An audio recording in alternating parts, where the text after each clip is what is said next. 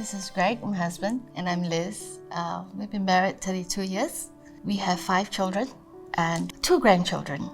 Andrew, our second son, passed away in January 2015. Andrew's a very special child. I believe God gave him to us for our faith journey. You know, if you lose a parent, you're an orphan. If you lose a spouse, you're either a widow or a widower. But when you lose a child, there's no name for it. You know, it's not part of the cycle of life. So this was in January 2015. I had come back from work and he said, "Dad, I'm going for a run." So off he goes running, and I go downstairs. I see a few people around this boy. To my horror, I see it is Andrew. He's not conscious, but he's still breathing. The first thing I did was just to grab his hand. We got to the hospital. They did everything they could, but Andrew passed away. I still remember the wail that Liz gave out, hearing that her son had died.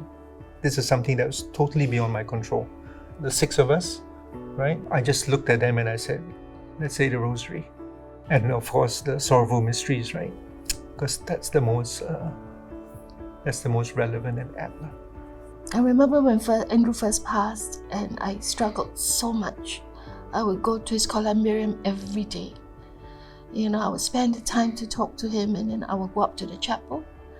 And I would literally cry in front of Mother Mary, and I said, "You know how it feels.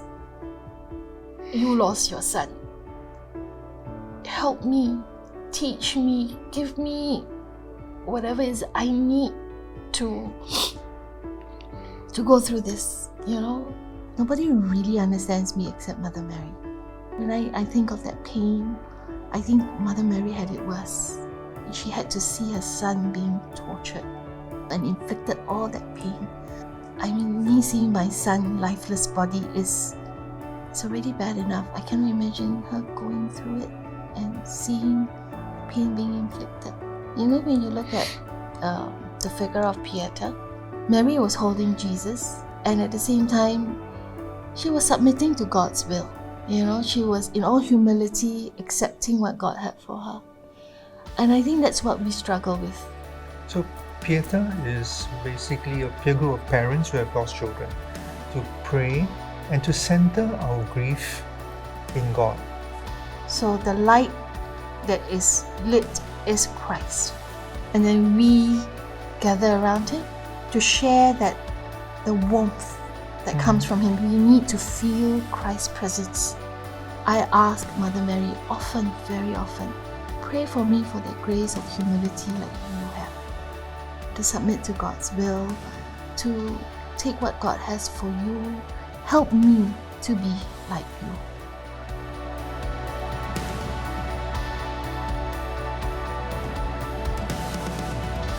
Let us participate in this historic celebration to ignite and shine with faith in all that we do. For more information, scan the QR code or visit catholic200.sg.